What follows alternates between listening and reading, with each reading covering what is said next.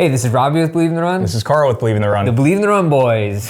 BITR boys, back in town. And we're here with an Asics classic, a legend, a staple in the Asics universe, the Gel-Cumulus 27.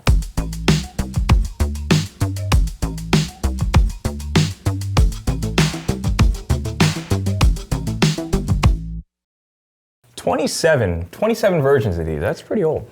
Yeah, I mean, it's been around. So the first version of this came out in, I was looking it up, and the first version came out in 1999, which would actually be 26 years ago. So I'm not sure how that figures out.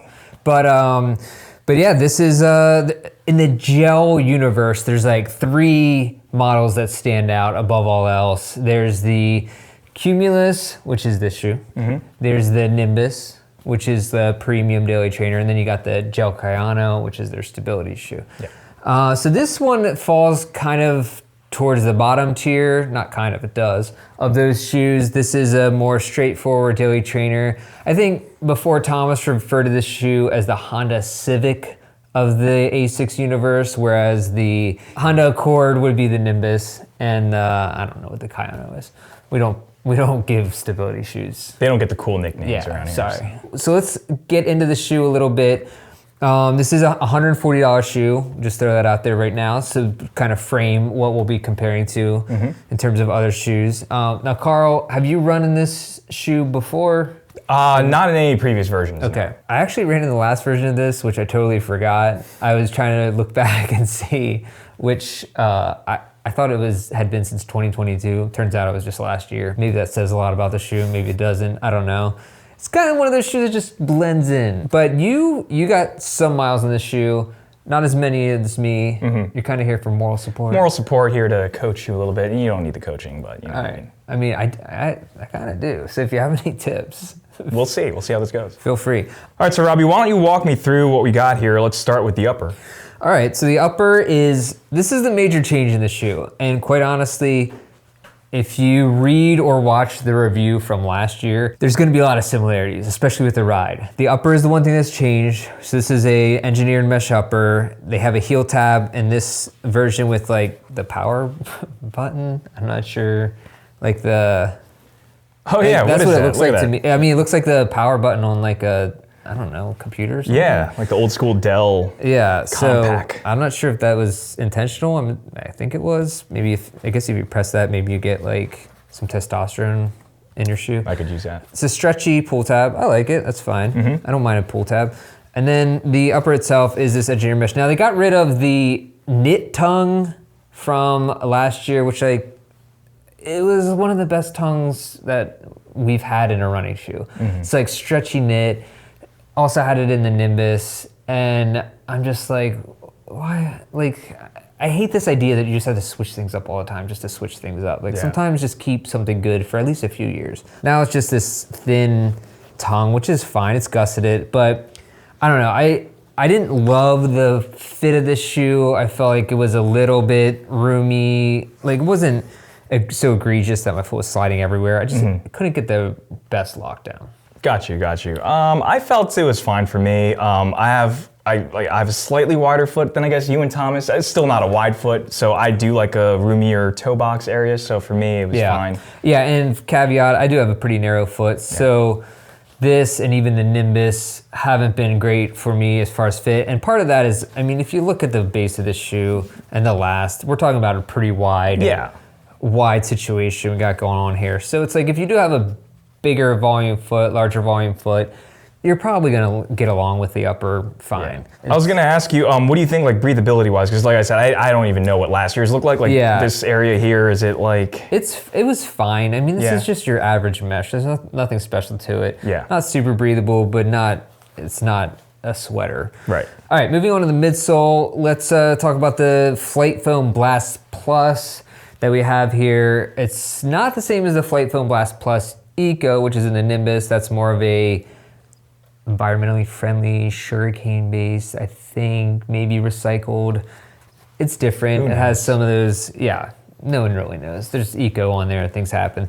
But this is the straightforward Blast Plus midsole. It's stack height of 38.5 in the heel, 30.5 in the forefoot. The women's version is 1 millimeter less. It's a high stack shoe, but it's not soft. It's not as soft as the Nimbus. It's a little more dense feeling. Not saying that's a bad thing, it's just different. And then it has the pure gel segment in the heel, which is, the gel retains its name through that. It carries on the legacy. It's been like that for a couple years now, starting with the 25th iteration, I believe. So. Right, so it doesn't have the visible gel anymore, it's hidden, they kept it away. But on the run, I felt like it was well, honestly, exactly the same as last year. So literally nothing's changed. It's fine, it's reliable.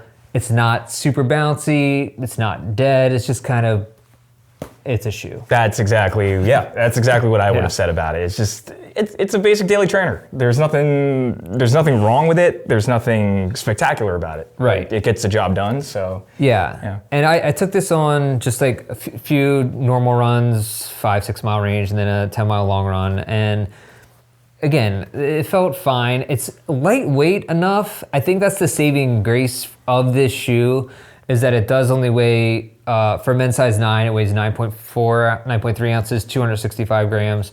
So it's actually on the lighter side of daily trainers, despite the lack of pop or energy return you get from this midsole. It kind of, because of the lightweight, it keeps it moving. It's not so bad. Yeah, I agree. But again, like we were saying, this is the Toyota Corolla, the Honda Civic of the shoe world, I feel like. Yeah, all reliable. Yeah, and then moving to the outsole, it has this rubberized EVA blend. So it's not quite a rubber layers, that EVA rubber blend. So you get increased durability without sacrificing a lot of the weight. So this isn't like Asics grip, this is not AHAR, this is none of their other outsole technologies. I think they call it Fluid Ride or Fluid Grip. So it's like, it's just a blend. Okay. Which we've seen the rubberized blend in other shoes like the Mach 6 and things like that. Sure, yeah. So. The only problem I have with this shoe, and it's kind of a problem I have with the Nimbus, is that it's just this wide platform while giving you, good stability. It just feels a little like a boat, like not a brick. I say boat because it's lighter, so it feels like it's floating. We're changing bricks to boats. I like that. There's a difference. So it just feels a little like, you almost, like at times when I was feeling good, I wanted to pick it up, but it just felt a little like too much shoe, if that makes sense. I got what you're saying. I did some strides at the end of my last run in this, and I kind of felt what you're saying. Like, it's light enough that you could pick it up, but like, there's no inherent like energy, like return or anything like that. And yeah, it's kind of just, is what it is. So have you run in the Nova Blast? Nova the Blast Blast 5? Yeah. Honestly, or the 4, but yeah. No, the 5. I have the 5. Yeah. Okay. So this is what I'm trying to figure out, because the Nova Blast is a $140 shoe. This is a $140 shoe.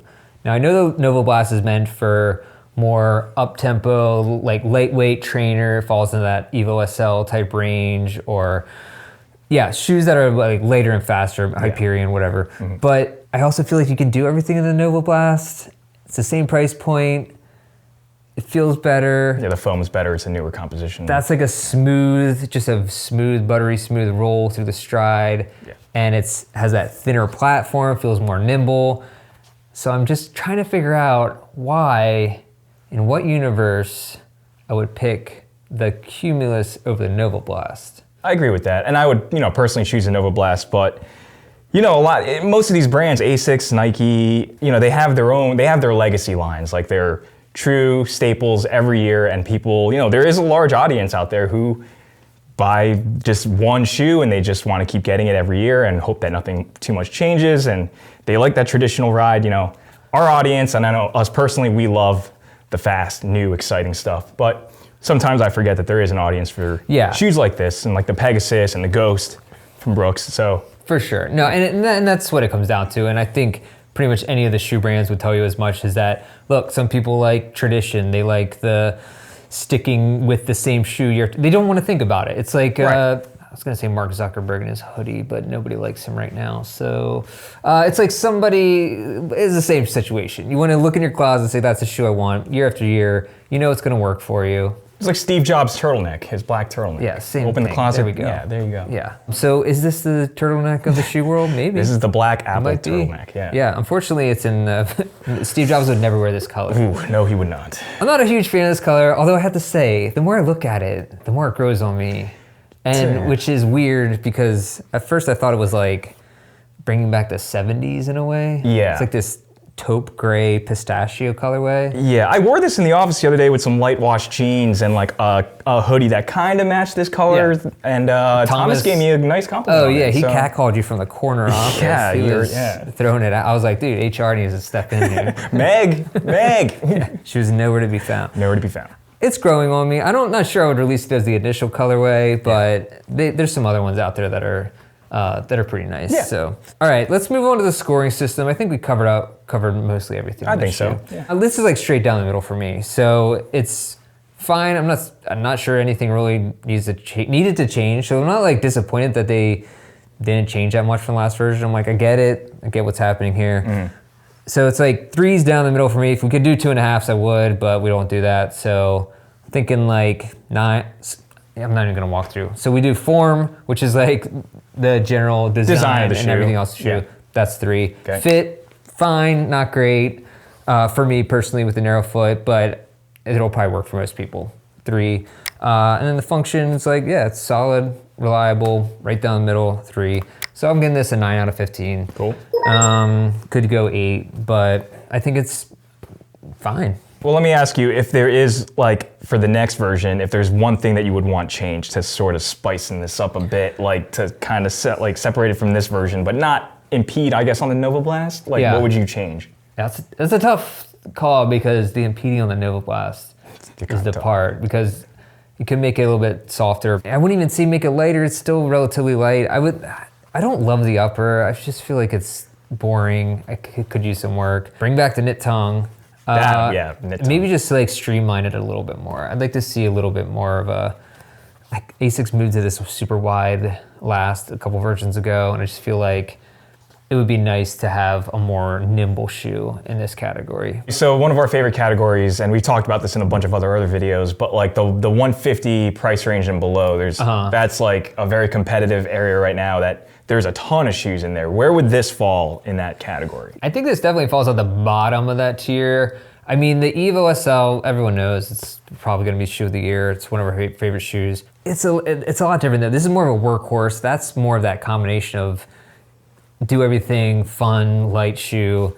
This is just clocking daily miles. But then you have the 880, which is the same price point, which is Thomas and Megan love that shoe. I actually didn't run in it, but I've heard great things about that. And then we have the Neo Zen, which is a 150, but super bouncy, really fun shoe. Exciting shoe. Yeah, and so I do think this is kind of like fading a little bit towards the back, and this is just one of those shoes that it's a legend for the sake of being a legend. Could use a little bit more excitement for it, but I don't know if Asics is willing to put that much into it when you have something like Nova Blast that can cover those bases, because really I would compare the Nova Blast in that category to Evo SL, to the Neo Zen, things like that. Right, the feeling that shoe falls more in line with that. And that shoe fits right in there with those. Anything else? I think that's it, Robbie. What do you want them to do? Make sure you like this video if you did like it. Subscribe to this channel for more reviews, and make sure you check out our podcast, sign up for our weekly newsletter where you get all our reviews in one place. Follow us on Instagram and everything else. Everything's in the description. And thanks for watching. Yeah.